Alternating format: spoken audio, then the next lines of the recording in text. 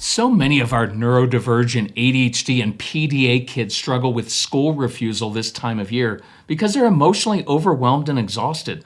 So I encourage you to check out IXL as a positive alternative at IXL.com/Kirk. IXL is an online learning program that can be used by any student from K to 12. On IXL, kids can explore any topic in any grade level. They're not forced into a single learning path. And IXL allows our kids to learn at their own pace and be independent. For kids like ours, the best learning is fun and interactive. We know so many kids who love IXL because their video tutorials and games just help kids feel smart and successful. Make an impact on your child's learning. Get IXL now. Calm Parenting Podcast listeners get an exclusive 20% off an IXL membership when you sign up today at IXL.com/Kirk. Visit IXL.com/Kirk to get the most effective learning program at the best price. Eliminating unknowns and surprises to the schedule are two of my favorite strategies to counter anxiety and meltdowns. Many families use SKYLIGHT Calendar to visually display each child's schedule in different colors so kids can see their schedule at a glance. SKYLIGHT Calendar is a Wi-Fi connected digital display that syncs seamlessly with all your calendars and visually showcases your family's schedule on an HD touchscreen. You can manage events, chores, and grocery lists on the go with the free SKYLIGHT app. This is a game changer for families like ours.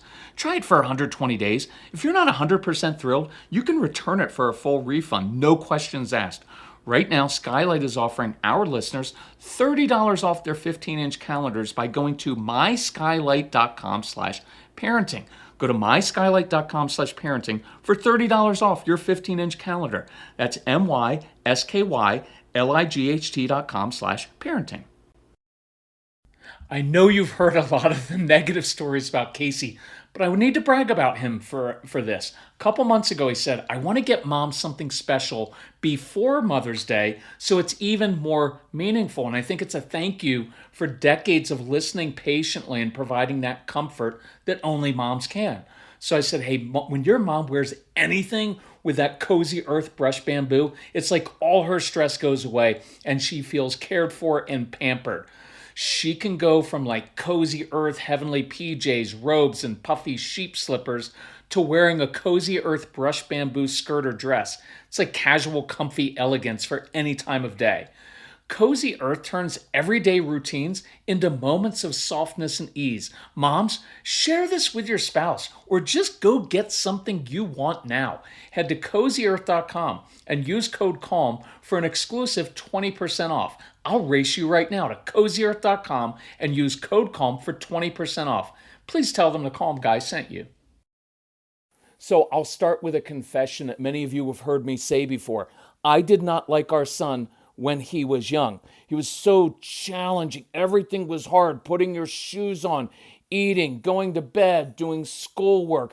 He was really emotional with these really intense meltdowns.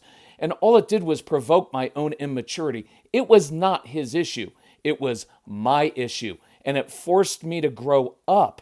And so, but I'd spent the first 7 years of his life just trying to fix and change him until I finally discovered that I was the one that needed to change. But in that process, I nearly destroyed our relationship and I nearly destroyed our son. So how can you recover from this when you and your strong-willed child are opposites? Or worse yet, you're just alike. Or maybe you have a spouse who just is not connecting with your strong-willed child and you can see this divide starting to happen or it's well along its way. How do you repair that? That is what we're going to discuss on this episode of the Calm Parenting Podcast. So welcome, this is Kirk Martin, founder of Celebrate Calm. You can find us in our big spring sale, CelebrateCalm.com. So look, we've been through this. Most of the outbursts from your strong-willed child are going to sound an awful lot like defiance and disrespect. And sometimes they are. But as we've seen, sometimes the root of it is anxiety, right? The anxious child is nervous about unknowns, doesn't want to go to that new place, so they lash out, "You're stupid, I hate you, Taekwondo is stupid." And that had nothing to do with being defiant. It was just an anxious kid. And so we can use that insight to build a closer, more trusting relationship with a child, and give your child tools to overcome their anxiety. But sometimes the defiance is caused by a broken relationship. And so I'm going to reference some bad language in this episode, just one or two times. I won't actually say the words, so it's not going to be that bad, but I just wanted you to know as a heads up. If you have a child who has been hurt or feels like an outcast in your home or misunderstood, think about sharing this episode with them because it may open up some conversations. Totally up to you. So this is a true story. It's one that's honestly been repeated since the very beginning of time. It's the story of a father with two sons, and one is the prodigal or strong-willed son, and the other one is the more compliant golden child.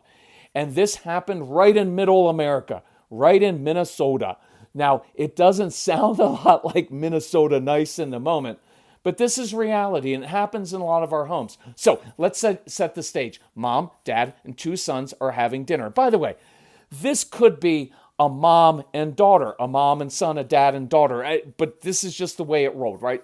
So we've got this family sitting down, and we've got the typical strong-willed child, like many of us have, who's never really lived up to parents' expectations, always does things the hard way, argues, makes everything difficult, has his own opinions, doesn't like school, and he just kind of struggles. And then you've got the more compliant, good child who does everything that's expected of him. And the relationship between dad and the strong-willed child is strained. And the relationship between husband and wife is also strained because mom's been the mediator, managing the emotions of her son and her husband for years, managing, kind of taking the temperature of the home and running interference. And that will cause a lot of problems in your home. It will cause resentment, it will cause adrenal fatigue, and it's not sustainable. So there's always this underlying tension in the family. And then you can throw in all the self-doubt between the parents, like, oh, are we letting this strong-willed child get away with things? Why can't he be just like his brother? What would our parents have done in this situation? What are we doing wrong? And look, people are going to judge you. All those things come into the mix. So dad asks his strong-willed child to do something for him after dinner, and his request is not met with the requisite enthusiasm that dad wants and expects that he gets from his other child. So the dad says, I don't know why you have to make everything so difficult, son. Your brother never gives me any problems. To which the strong-willed child replies, F you, Dad, and storms off from the kitchen table and goes and slams his bedroom door. Now, he did use the actual F word there. And Dad, of course, begins yelling and threatening and taking away all privileges. And Mom and the compliant son are once again caught in the middle of this drama. So a few thoughts. I know these kids are tough. I do get it. But you absolutely must work through your own issues and learn how to accept your strong-willed child on a deep level. And I mean to truly accept them, not just tolerate them, not just put up with them. You're going to have to learn how to understand them and really accept them as they are. And I'm not talking about putting up with abusive behavior, letting them do whatever they want, staying on screens all night. I'm not talking about that. I mean, on a very personal level, this has to happen. Otherwise, it will result, what will happen is the death of self-confidence, the death of self-acceptance, the death of vision and motivation, and ultimately, the death of the relationship. And you know what else is going to happen in homes like this? This teenage boy will shut down and grow angry because he knows and kind of is internalized, I'm the bad kid, the black sheep, the one who's always been difficult, who's never lived up to your expectations.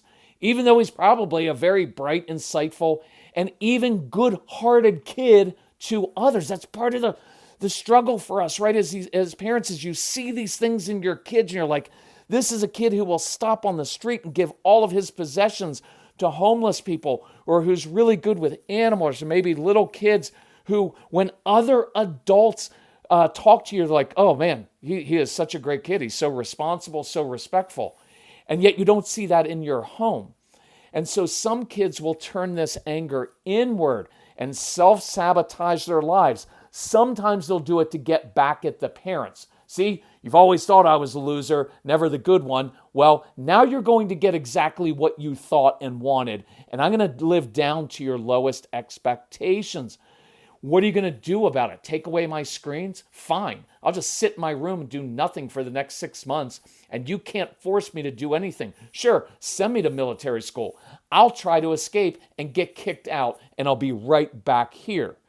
So look, this dynamic, it'll also kill your marriage. There's no way around this. I know these kids are challenging, pig-headed, don't always listen, they push the limits, they're mouthy. Got it. You're justified in feeling frustrated and angry at them. But we're the grown adults, and this is the most important job of your lifetime.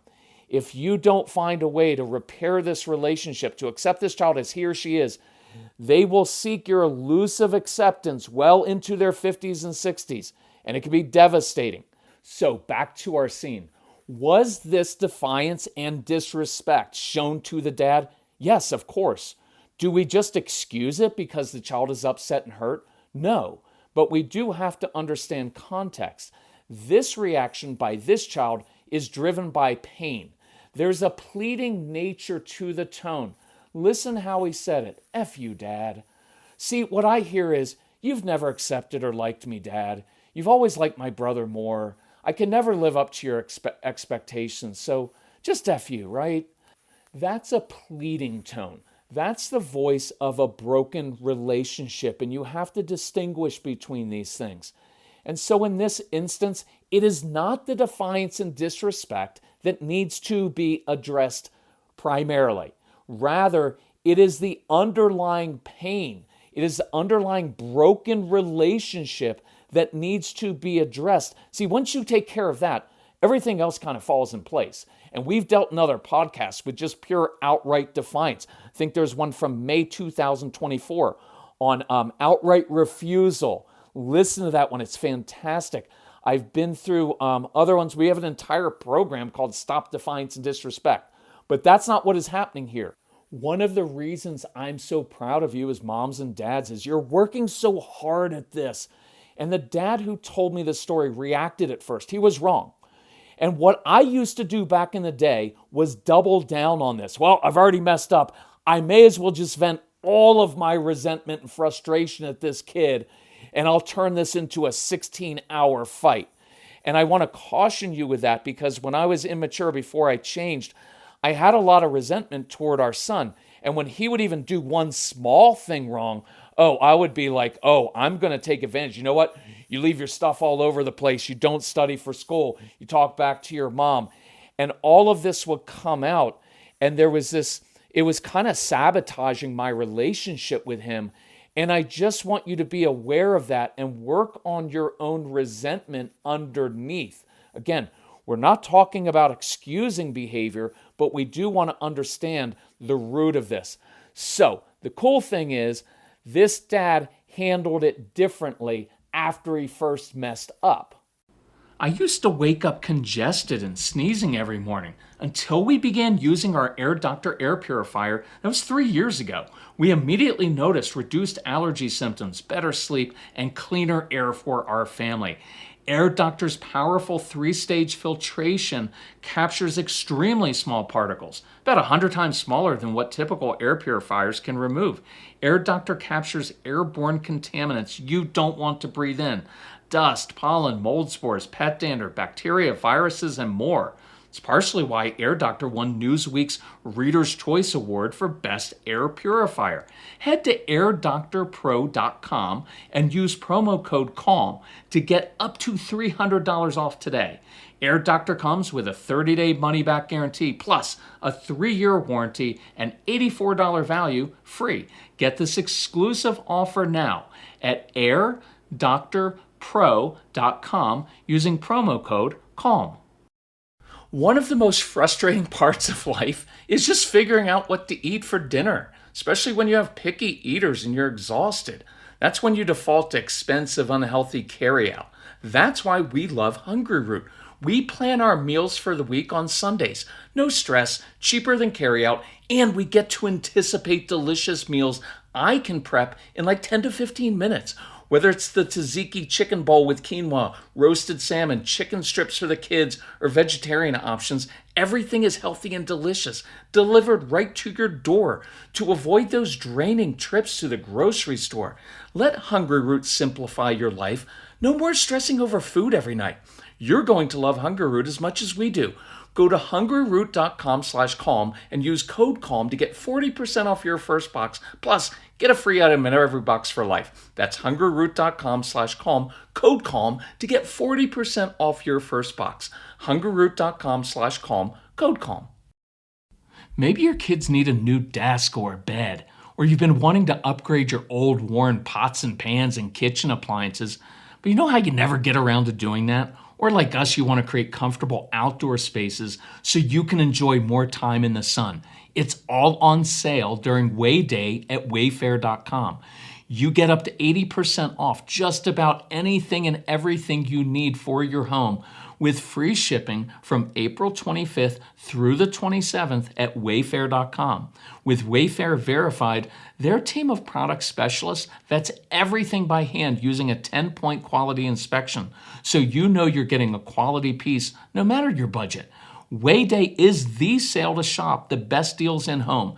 Get up to 80% off with fast and free shipping on everything.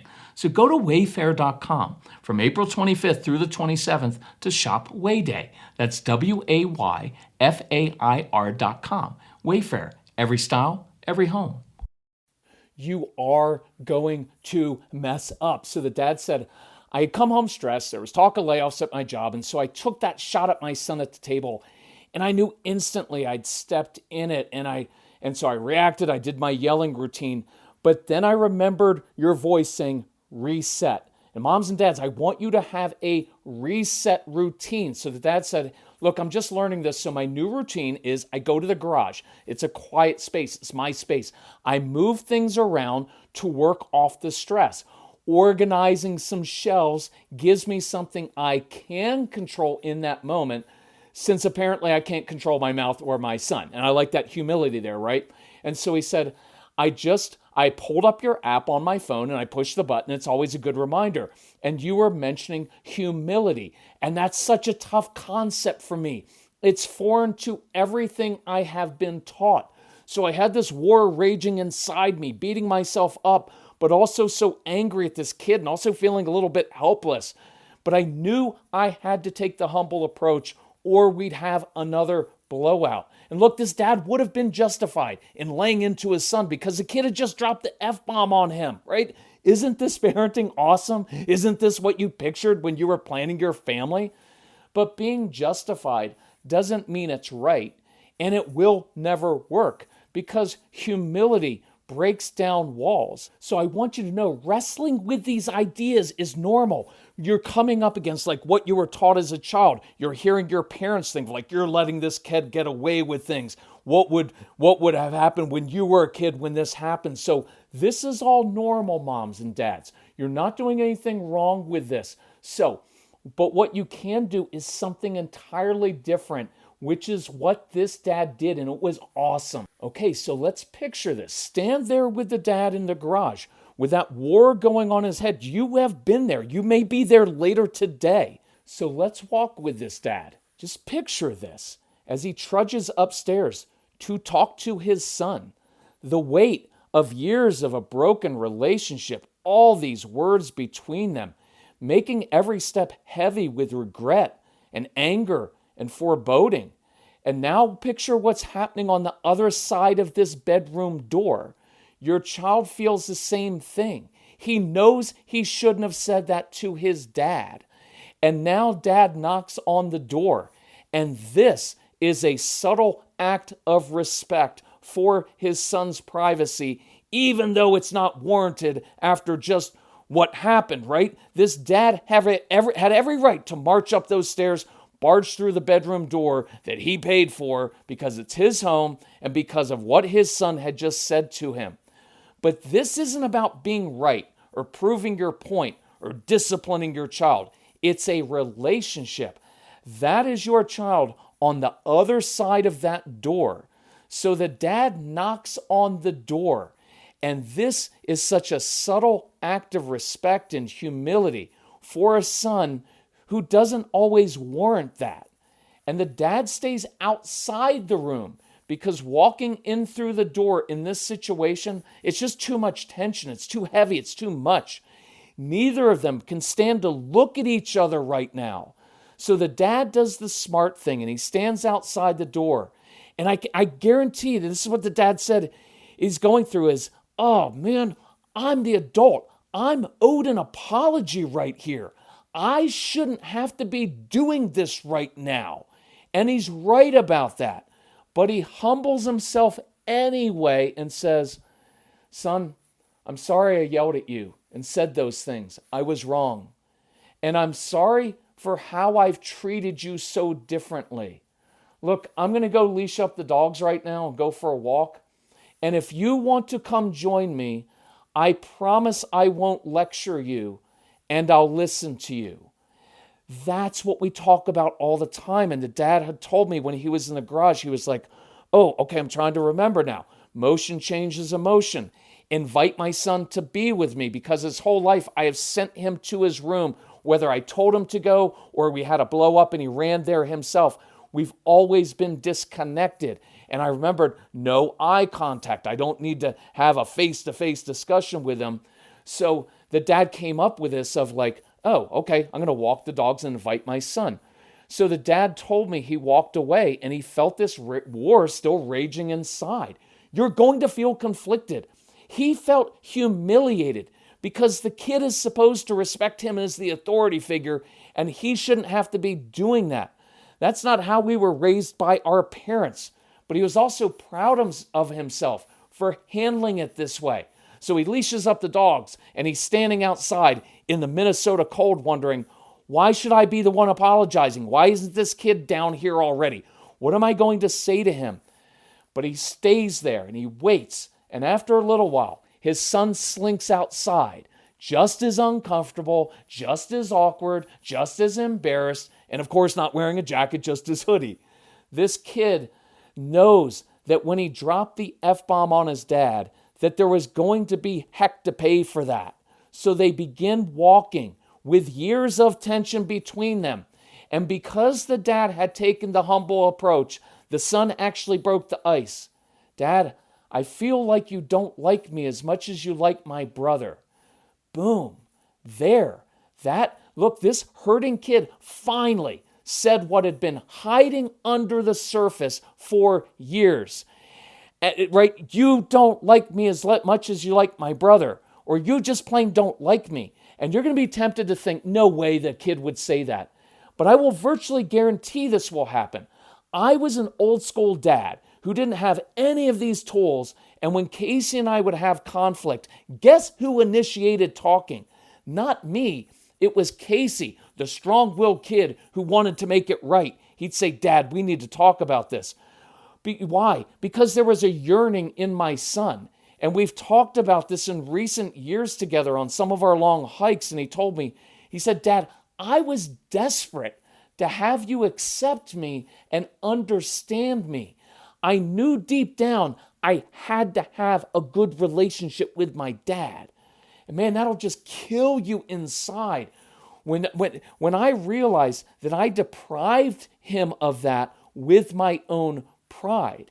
He was desperate for my acceptance and my affection and me, and knowing that I believed in him and that I was connected to him. And he knew that on a deep level, you have to have that. And so he came to me. So when this kid came outside and he initiated and said, Dad, I feel like you don't like me as much as you like my brother, that rings true to me. So watch, be there in this scene. This father and son are now walking, or maybe mom, it's you with a son or a daughter, but they're together side by side, right? Not standing across from each other, next to each other. And the dad seizes on his son's confession and admits, son, I love you every bit as much as I love your brother. I just have a hard time connecting with you, and I'm sorry for that. And they walked and talked, and he was able to say, I see so much of myself in you, and it brings back all the pain I've experienced, And I don't want you to make those same mistakes that I made because I do love you. And so I'm tougher on you. And I haven't always done this right. But if you'll, now there's where I start to choke up, right? But if you'll give me a chance, I'd like to start over. I'd like to see if we can start doing one thing together that you really enjoy. And the reason I choked up is because those are virtually word for word what I had said back to Casey back in the day. And I know this sounds like a Hallmark movie, but it's not. It's real life. And the conversation will be awkward. But the humility of the parent, of the father, breaks down the walls. And his son says, Dad, I'm sorry for the language. I'm sorry I was disrespectful. And I'd like to try better.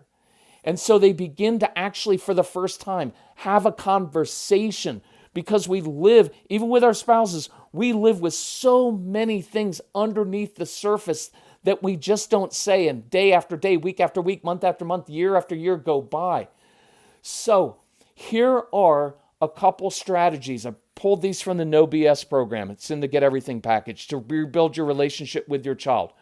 Number one, take an interest. Moms and dads, take an interest in one thing your child is interested in. We talk about this. You enter into their world instead of standing over here and saying, hey, care about the things that I care about. No, you get interested in what they're interested in, even if you hate it, which you likely will, like their video games, their horrible music, whatever they watch on YouTube, or if they like to create or build things. Your child may enjoy things you're actually interested in, so that's a bonus. You could watch movies or documentaries about these interests. Ask questions. Be genuinely curious. My son's interests were test driving cars and playing World War II video games. So what I would ask, hey, I'm curious, what is it about this video game that you like so much? Why are you so good at it? What gives you an advantage versus your opponents? What is it about cars that interest you and make you run down the street when a Ferrari goes by? What do you like better, a Ferrari or a Lamborghini? I spent a lot of time doing that. And even today, look, he's grown. And I just went to a talk at a local brew pub on avalanche recognition because Casey skis in the back country.